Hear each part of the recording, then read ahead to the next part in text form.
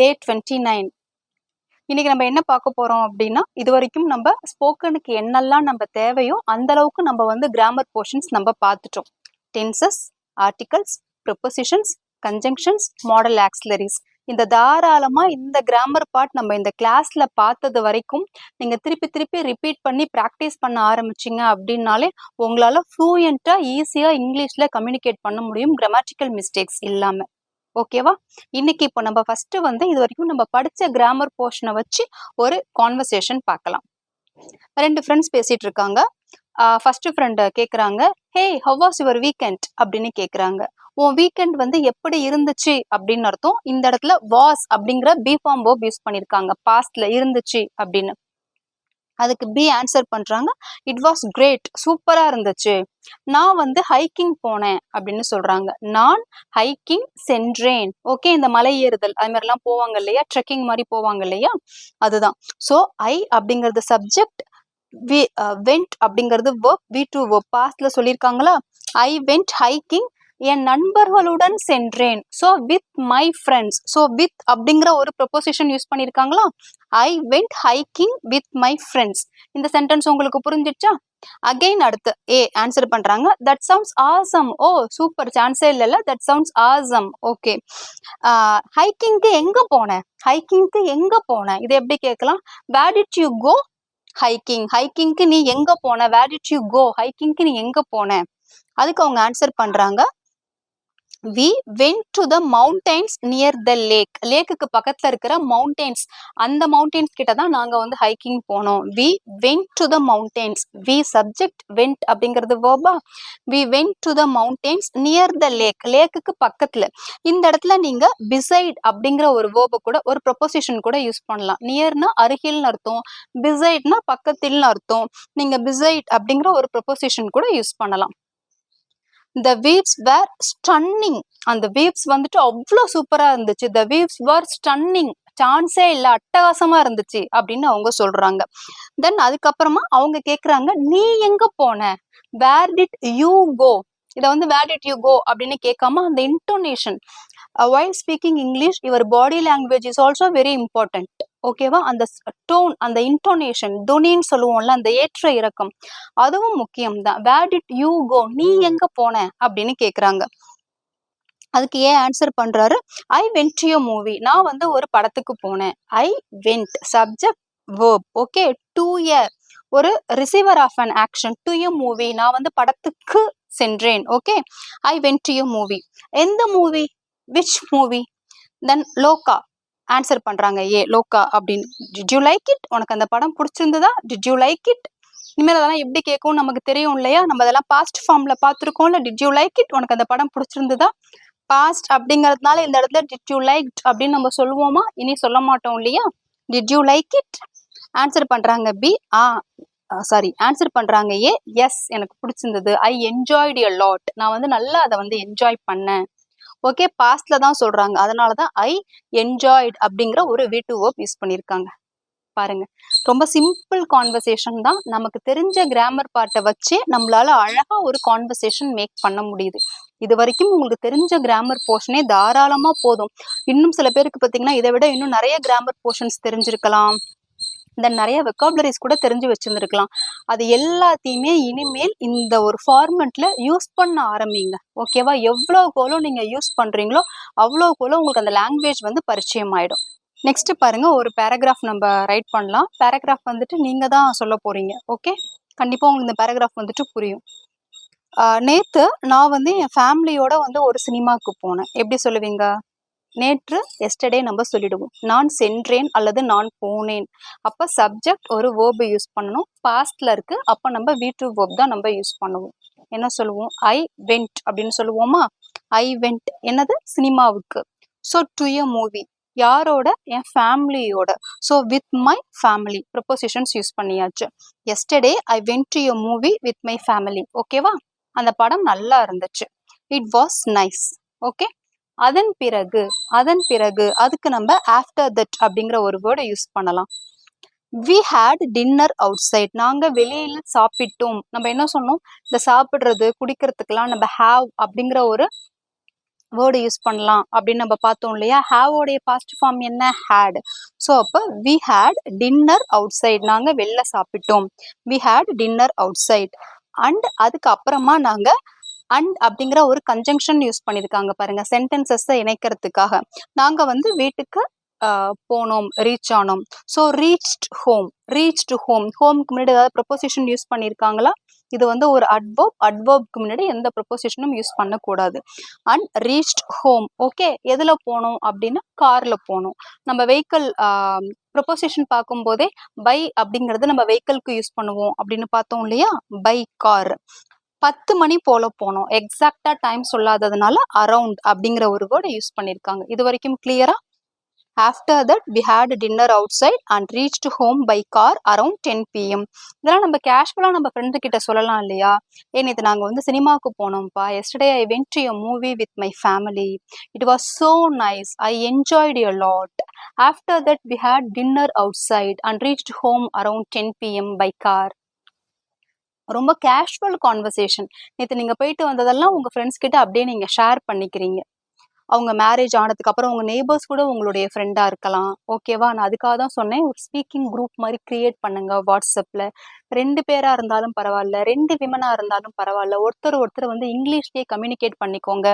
நேற்று நீங்க என்ன சமைச்சிங்க, what did you cook yesterday, how did you do that food item, அந்த ஃபுட் ஐட்டமை நீங்க எப்படி ப்ரிப்பேர் பண்ணீங்க அப்படிங்கிற மாதிரிலாம் உங்களுக்குள்ளார ஷேர் பண்ணிக்கோங்க.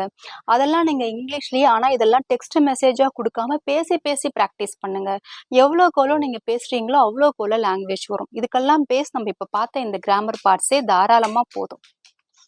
அடுத்து பாருங்க, நாளைக்கு நான் வந்து என் ஃப்ரெண்டு வீட்டுக்கு போலான்னு இருக்கேன். நாளைக்கு, ஸோ ஃபியூச்சர்ல. டுமாரோ ஐ வில் பிளான் பண்ணியிருக்கேன். ஸோ ஐ வில்லுக்கு அப்புறம் V1 verb யூஸ் பண்ணோம் இல்லையா. I will plan to go. டூக்கு பக்கத்துல எப்போதுமே V1 verb தான் யூஸ் பண்ணுவோம்.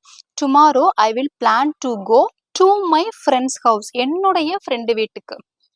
Okay, to my friend's house, என்னுடைய ஃப்ரெண்டுடைய வீட்டுக்கு. என்னுடைய ஃப்ரெண்டு வந்து அவ வீட்டுக்கு என்ன கூப்பிட்டுருக்குறா. மை ஃப்ரெண்ட் சப்ஜெக்ட், அவ வீட்டுக்கு என்ன கூப்பிட்டுருக்குறா. இன்வைட்டட் verb, யார என்ன கூப்பிட்டுருக்குறா. My friend invited me to her home, அவளுடைய வீட்டுக்கு கூப்பிட்டுருக்குறா.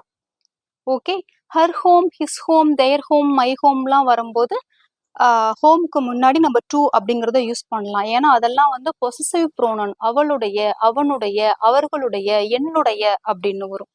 வெறும் ஹோம்னு சொல்லும் போது மட்டும்தான் டு அப்படிங்கிற ஒரு ப்ரொபோசிஷன் யூஸ் பண்ண மாட்டோம், அது அட்வர்பா வரதுனால. ஓகேவா?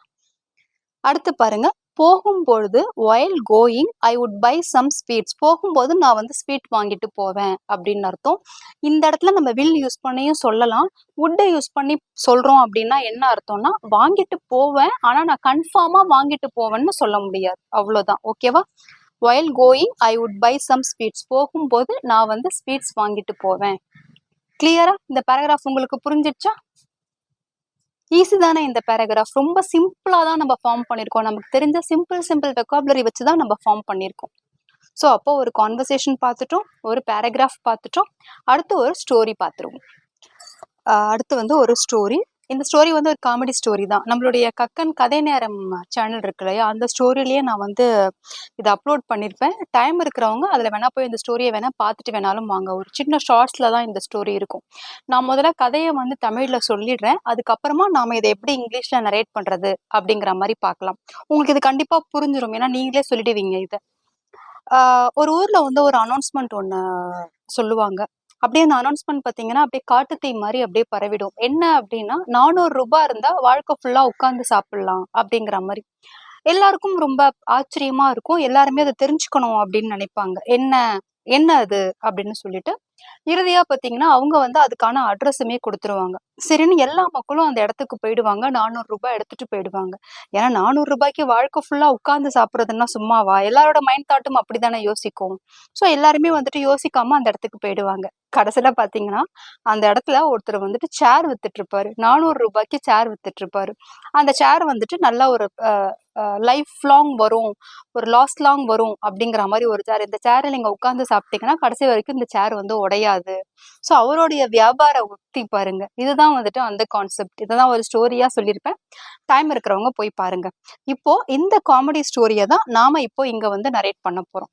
ட்ரை பண்ணுவோமா? இங்க பாருங்க, தெர் வாஸ் an அனௌன்ஸ்மெண்ட். என்ன அர்த்தம்னா ஒரு அனௌன்ஸ்மெண்ட் வந்து ஒன்று கொடுத்துருந்தாங்க. So there was an announcement spread like wild fire in the down. காட்டுத்தீ மாதிரி அது பரவிடுச்சு. அதுக்கு தான் வந்து வைல்ட் ஃபயர் அப்படிங்கிற ஒரு வெக்காபுலரி யூஸ் பண்ணியிருக்காங்க. ஸ்ப்ரெட் அப்படின்னா பரவுதல் அப்படின்னு அர்த்தம். ஓகேவா? பாஸ்ட் ஃபார்மும் ஸ்ப்ரெட் தான். There was an announcement spread like wild fire in the down. Okay, அந்த டவுன்ல, அந்த டவுன்ஷிப்ல. அடுத்து பார்த்தீங்கன்னா அந்த அனௌன்ஸ்மெண்ட்ல, இந்த அனௌன்ஸ்மெண்ட் அவங்க சொன்னாங்க, தே செட் தட், என்ன சொன்னாங்கன்னா, உங்ககிட்ட 400 ரூபாய் இருந்ததுன்னா நீங்க வந்துட்டு லைஃப் லாங் வந்து நீங்க வீட்டில் உட்காந்து சாப்பிடலாம்.